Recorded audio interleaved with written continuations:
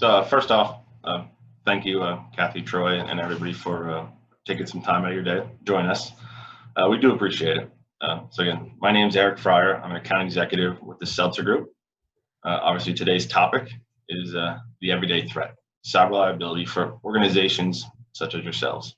It's increasingly scrutinized right now due to being remote, work from home, being on social media. So it's a pretty interesting topic. So obviously here with me, you see is John Campomizzi, who is a Senior Vice President with the Seltzer Group as well. John will take it from here and give us a little insight on how today's webinar will work and also then get us started. So welcome, thank you for the introduction, Eric. For those of you that don't know me, I work with our entire team on risk identification and making sure that our clients and prospects have the insurance policy they need, and ultimately educating them on how their policies are going to react should a claim occur. The topic for today, cyber liability, has quickly become a coverage that is really at the top of the list right now, because it's not when something's going to happen, or it's not if something is going to happen, it's more so when it's going to happen, because some of the examples we're going to go through today really hit close to home. There's examples of claims occurring for big cities out there, but then also ones that just right in our backyard here in Pennsylvania. So before we get started, just a couple housekeeping items. First of all, thank you for everyone that signed up and is attending. I hope that the lunch and learn, the hybrid lunch and learn, if you will, hopefully that worked out. If you had any issues, please let us know. There's a question and answer, the Q&A box at the bottom of your screen. So if you have any questions, please direct them to that little box there. But for today, basically, we're going to do about a half-hour presentation, and then we'll do maybe 10 minutes of questions and answers, if you will. So again, if you have any that you want to jump in during the presentation, please feel free to do so. The more interaction, the better. But other than that, we'll jump right into it. The agenda for today, we're going to go over 5 reasons for coverage. So we fully believe in just maybe giving examples and then helping you gain understanding of the coverage and how it's going to respond, rather than just giving an insurance definition. So we want to try and make it very much real world. Then we're going to go into 5 types of cyber criminals. From there, we're going to talk about what kind of data can be compromised, as a municipality, as a borough, as a township. What kind of data might you have that can be compromised, and what are you ultimately responsible for? From there, we're going to give a brief overview of coverage available, and then we'll talk about some quick and easy steps that you can take from here on out that will help you understand if you actually need coverage, and then what that might ultimately cost. So just to make sure there we go. So before we turn it over to Eric, quick 2 claim examples I want to start off with. One is obviously a huge place. Everybody knows it, Atlanta, Georgia. And our philosophy is that if it can happen to a giant city like this, one of the biggest transportation hubs in the country, it can happen to a little township, borough, municipality, you name it. So we wanted to start off with that, and then, like I mentioned, right in our backyard here in Pennsylvania, there was also an attack that we're going to talk briefly about. So the cyber attack in Atlanta was a case of ransomware, and it ultimately cost the taxpayers $17 million because they didn't have cyber insurance. I know that might sound like a really big number, and it is, but if you think about the scalability of that, then it completely makes sense. So what happened there was the ransomware got into the company system or the municipality system and basically damaged their Wi-Fi, including their databases, and years worth of data was destroyed. And that's what cost that $17 million. So everything from the utility, the parking, the court services, all of that stuff had to be backed up and recovered, and that's how we got the $17 million. The incident in Duncannon was a little bit smaller, but this is probably the more common size claim we see with cyber liability. And that ultimately costs about $43,000.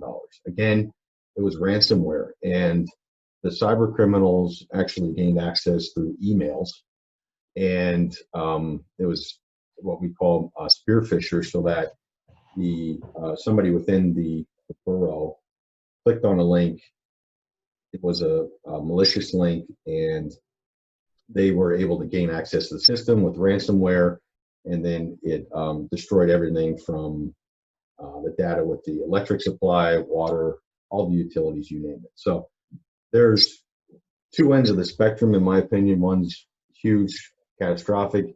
Another $43,000, by no means any amount to shake a stick at, but that's probably more along the more common size that we see for claims.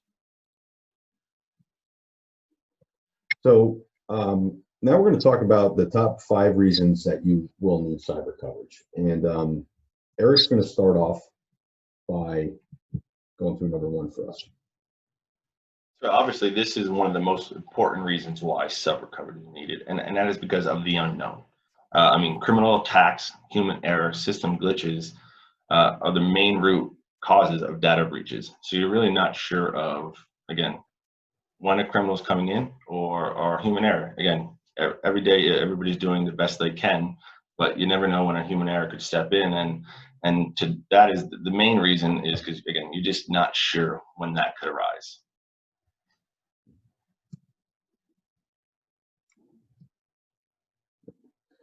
So number 2, any organization that retains physical or electronic records of employees, customers, or other third parties. So again, with the human error, and just by a malicious spearfisher or anybody trying to do ransomware, they can gain access to your system and get into any kind of bank accounts, employee information, credit cards, bank information, you name it. They can gain access to the system via that way. So 95% of businesses rely on their computer system to functionally properly for their day-to-day business. So again, a system glitch, an error, an attack could have businesses suffering loss of income. For example, if a system glitch occurs to, say, your payment processing system for utilities or your water bill or your sewage, that could greatly impact your business, customer satisfaction, or just, like I said, just the daily activities could be impacted. So again, cyber coverage would be able to get you back up and running, hopefully, and recoup those losses. Oh, sorry, I clicked the head on you. You're good. So the 2 big examples that we talked about earlier, ransomware, that's evolving, and that's become probably the number 1 type or cause of claims that we're seeing in cyber. So again, anything from municipalities to boroughs, we're seeing this across the board, and especially because of everybody doing things online now, especially with COVID-19, we're just seeing a huge rise in the ransomware. So just so everybody knows what ransomware is, it's somebody infiltrating your system and planning a back-end hidden, whether it's a device or just a virus within your system and you don't even know it. That more or less is ransomware. And then from there, they say, well, we're not willing to release your data. We're not willing to release your financials, whatever software, computer system they have locked up, until you pay this amount. So we're seeing that they're gaining back end and then saying, well, until you pay us this amount of money, we're not going to release your stuff. And the last reason why you should have cyber coverage is because once you've been attacked once, you become very vulnerable to subsequent attacks. Obviously, 49% of people with one at least significant attack were successfully attacked within that first year. So moving on, we're going to now tackle the 5 types of cyber criminals. You probably heard a couple terms that we've thrown out there already, between spear fisher, there's social engineering fraud, you name it. There's a bunch of different cyber criminals that we're going to briefly touch on here. So The first type is what's called a social engineer. That's somebody that is acting from the outside that with the malicious intent of impersonating somebody within your organization to say, here, go buy these gift cards, or go make this payroll change, or go move this amount of money. And they're basically impersonating somebody with that authority in your organization to financially gain from it. That's what is determined as a social engineer.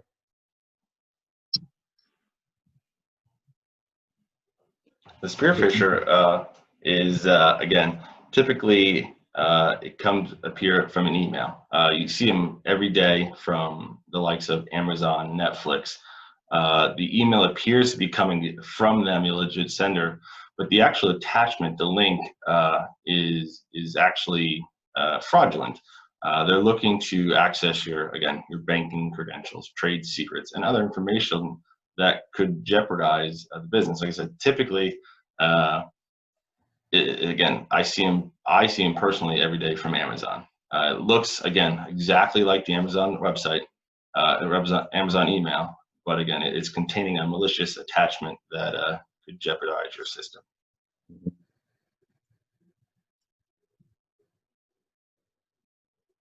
So the next one is the hacker. Nearly 2/3 of data breaches involve default or stolen passwords or easy passwords.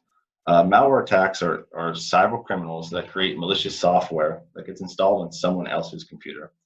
This allows them to access the personal information of employees, of customers, and typically this is used for financial gain. The rogue employee. This is another example of a cyber criminal, but I'll take this one step further to say it can be a rogue ex-board member. We've actually had this type of claim occur with a few of our school districts and some local ones, I might add. But basically, the rogue employee can become disgruntled, and then they may post information or send out information, sensitive information, I'll add, of that's in your care, custody, control. And by them sharing that, then you become on the hook and ultimately liable, because at one point in time they had access to that and they're acting on your behalf. So chances are you might get pulled into a claim should someone sue you for that, and then that's where cyber coverage is gonna kick in.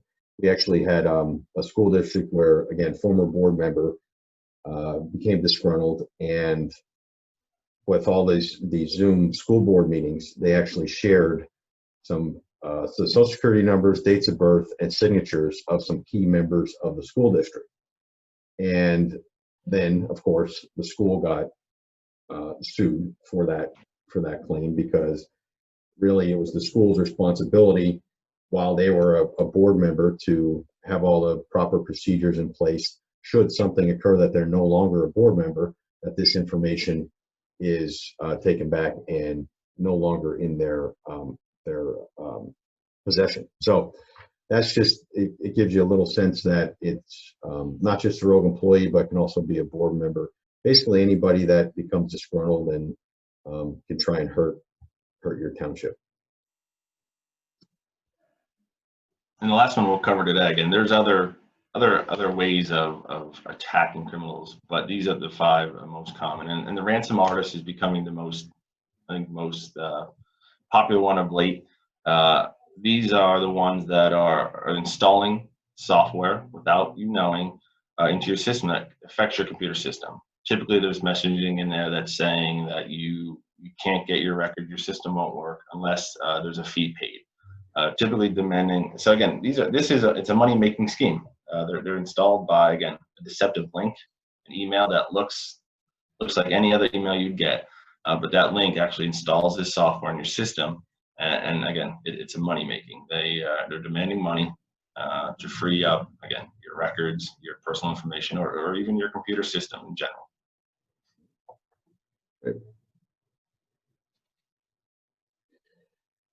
So you might be finding yourself asking, okay, what's really at risk that might be compromised from a cyber attack? So one of the biggest things that we find, especially with municipalities, is credit cards. We find a lot of times that utility services, they might just be on an automatic credit card payment, whether it's online or I remember back in the day, local borough that I lived in, they actually kept my credit card on file, and then just like every month they would charge that. So they had that credit card in their possession. And with recent events over the years, like Target, Home Depot, things like that, you name it, new litigation has come out to say if you take credit card payments and you have that credit card information on file, should a scam occur or some sort of hacking activity occur, well, now you're on the hook for paying for different notification expenses. You're on the hook for paying for different credit monitoring for a few years. And that's an example of what a cyber policy might cover. So the average cost of one record to pay for those notification expenses, to pay for the monitoring, is about $200. Multiply that by your number of residences, then you can get a general idea of what that cost alone might be. Okay. And the next one that, again, this is probably the most common information that is stored that could be compromised. As you see, 45% of cyber claims typically include the loss of personal identifying information. You get your name, addresses, phone numbers, social security numbers. I mean, driver's license are typically kept on file, or bank account numbers, as John says. So a lot of townships, municipalities are saving account numbers just for your typical day or monthly payments on a recurring basis. So again, majority of the claims, cyber claims, are coming from this information. And this could be a customer, this could be an employee, it could be a vendor. Any information that you guys are typically storing or keeping in file could be considered personally identifiable information.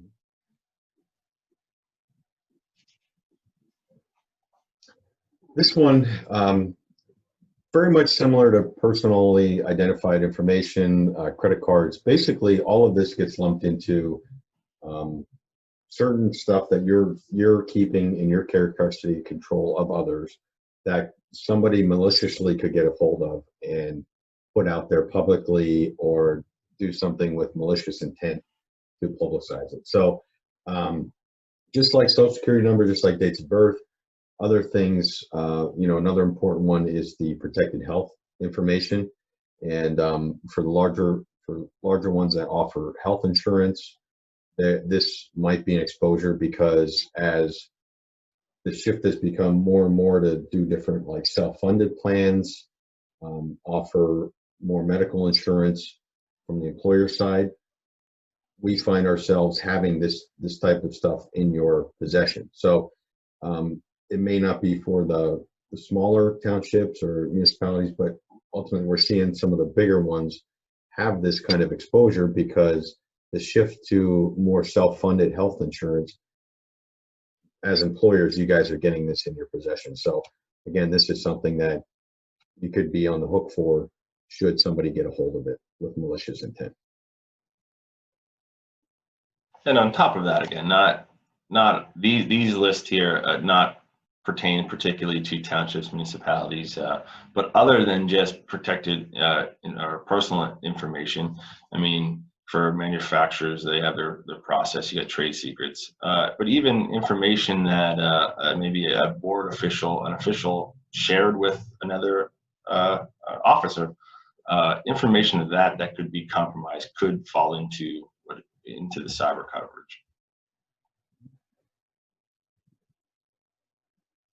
So now that we maybe scared you a little bit, we're going to talk briefly about what coverage is available. And then ultimately, what we would recommend to do is let's have a conversation offline. Maybe we can meet and just determine really what kind of coverage you need, and then we can ultimately make a recommendation. But to just give you there's going to be some different what we call insuring agreements. And this first part is for liability. So without reading these definitions and without getting too insurancy, there's first party liability. So should you be on the hook for some of the things we talked about, should you get sued, then this is liability coverage. It's going to respond just like general liability, just like auto, but this is for cyber events. So should you get sued because of some of those things with ransomware or for holding data of others, ultimately there's liability coverage here. Not so much for municipalities, but again, we just wanted to make you aware of what's available. Media coverage. So should somebody post that information of particular members of the borough or board members, you name it, that media, that coverage for defamation and slander is available. And then regulatory. Some of the claims, like specifically that one with Atlanta, it was actually upon investigation held that they knew their system was not up to date and at risk for being hacked. And then that was part of the lawsuit that actually, when they got sued, that was part of that $17 million because they knew for almost 2 years that they needed to make some changes to their system. So that's part of the regulatory coverage that's available.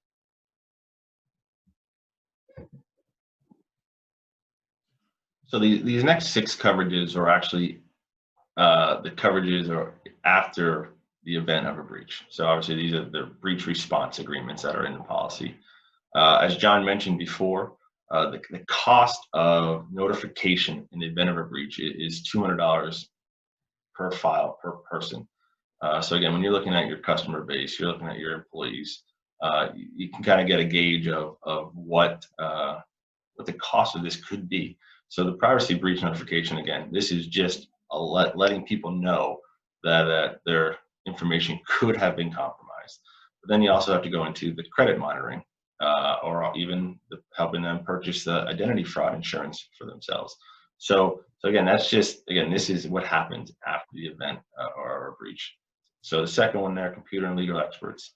So the cost of the legal services to just find out, again, how big was the breach?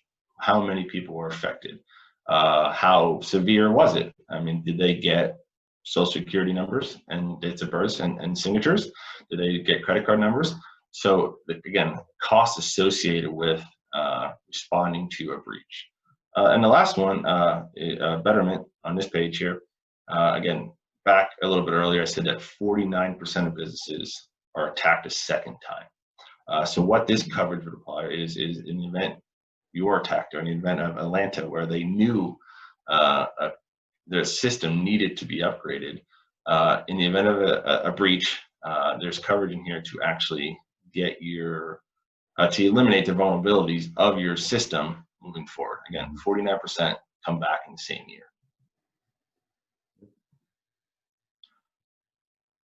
So continuing again on the event of a breach, again, going back, the ransom artist, that's the criminal that is going to put a malicious software on your system, demanding a fee to let your system go. A lot of businesses are actually paying that fee because they need their system to be up and running. Some policies here would actually give coverage of the fee actually paid to release your system.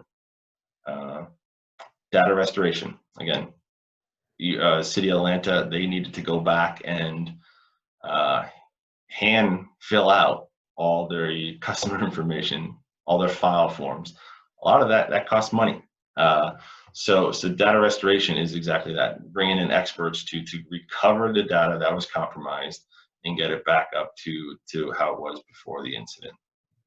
And then lastly, public relations. A cyber attack, even on a small municipality, small township, will certainly bring some negative image of the municipality. So there is typically coverages in cyber policies to mitigate the negative publicity and from the breach and try to get the image back to what it was before the attack. Next part is cyber crime. So a lot of the claims that we see are in some way, shape, or form around trying to financially gain. And I wish these hackers, there's the folks from Iran that are doing it. You name it, across the ocean. Basically, anybody that's trying to do this, we think that if they try to put some good into this, if they try to put effort into some good stuff, they'd really make a difference in society. But anyway, cyber crime is with the financial, trying to get some financial gain out of computer fraud, funds transfer fraud, social engineering fraud, telecom fraud. The two examples I'll give you here is telecom fraud, and this was actually a local nonprofit we had, where somebody maliciously gained access to their phone system and made outbound phone calls to Uruguay, and they ended up being on the hook for about $14,000 of charges. So again, somebody logged into their phone system, hacked the password, and then they were making outbound calls, and they didn't really find out until they got their phone bill. So that's a real world example close to home. Social engineering fraud, we talked about that, where the email scams, we see this, a lot of our customers see it, you name it.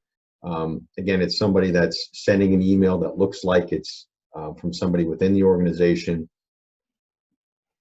giving you instructions to maybe buy gift cards or transfer this money. Another interesting but really sad claim that we saw with social engineering fraud was actually a hacker got a hold of a direct deposit change slip for a school district of ours. And actually they changed the direct deposit information for 2 employees, and it wasn't caught. I don't know how this happened. I don't know how it wasn't caught until the second time, but 2 payrolls went through for a couple teachers before they noticed it.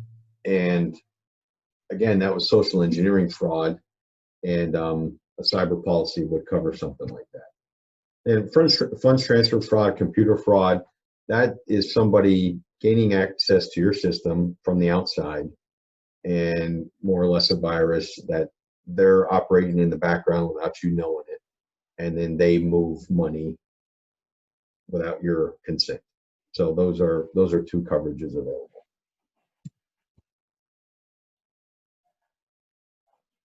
And then the last agreement on a cyber policy, and very similar to your property policy, is a business loss insuring agreement. So basically, this is giving you coverage, a loss of income. So if a data breach causes you, again, maybe not so for municipalities, townships, but say the data breach caused your business to shut down for a couple months till you get your customer files back up, your vendor files back up. There's an agreement in here that they would provide some payment to minimize the business loss, the income loss of the event. Dependent business property interruption, that's again, say you have a third-party payment processing system and they've been compromised. So now your township, your municipality is not able to take your monthly utility bill, water bill. There's coverage in there if the third party, again, was compromised by a data breach, a criminal attack. Same thing with system failure. If is a result of an unintentional, accidental loss to your system, there's coverage there. And the last one that we kind of talked about before is reputational harm. So again, coverage for lost business income that occurs as a result of the damage. So again, maybe not particular in the municipality or township, because the way to lose business, I guess, would be leaving the town or the borough. So maybe not to you, but again, these are just agreements that are part of the standard cyber policy. So just to kind of wrap things up, how can we help? We always believe that our goal is to prescribe the right amount of coverage. We find that over the years, as cyber coverage has become very prevalent, a lot of the insurance carriers have started to do what we call throw-ins. They'll put like a little bit of data compromise, or they'll put a little bit of extortion coverage on it. And then unfortunately, a lot of folks think that they have cyber coverage and it's not going to respond the way that they think it's going to respond. So we always recommend actually doing what's called a separate cyber insurance policy through our number one go-to is Travelers, because they're the biggest, they're the best. They have the experts and the depth and the resources to actually back up and help us understand, what your exposures are, where you could be at risk. So what we would actually recommend is a bit of a risk assessment. And from there, that can be a short conversation that offline we'd like to set up with you guys. And just to talk a little bit about what you're doing and so in some of the areas that we talked about today. From there, we can get a quick and easy ballpark indication quote to let you know what that might cost. We fully believe that insurance is the last resort. So before that, we want to make sure that maybe there's some processes and procedures that we can help you with, or maybe we can evaluate some of your systems and servers to make sure that you're not at risk, so that you're not overpaying on insurance. That way, then we can put an insurance plan together, customized for your needs. So what we'll do is actually we'll send you a follow-up email with a recording of the webinar. We'll also send you a flyer that kind of puts all this in a 1 or 2 page format that'll just reinforce all the things we talked about today. But our goal today was really to just try and put this in real world terms, because insurance policies are not fun for anybody to read, especially insurance guys. So if you have any questions, please direct them to Eric or myself, but we really appreciate everybody joining us.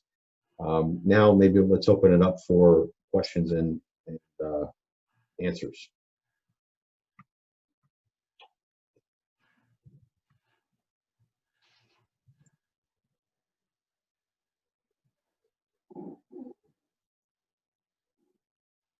If anybody has questions, they can steer them to the Q&A box at the bottom of the Zoom meeting.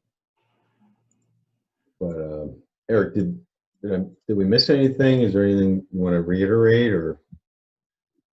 I think you hit it on the head. I think a lot of carriers are doing the throw-in, a small limit, even you maybe of all them insuring agreements we went through, a lot of them are throwing in one of the 12 or 15. So I think an assessment to see about what exactly we currently have, and see what processes you have in place, and then, like I said, going from there. I think you hit it there. Good.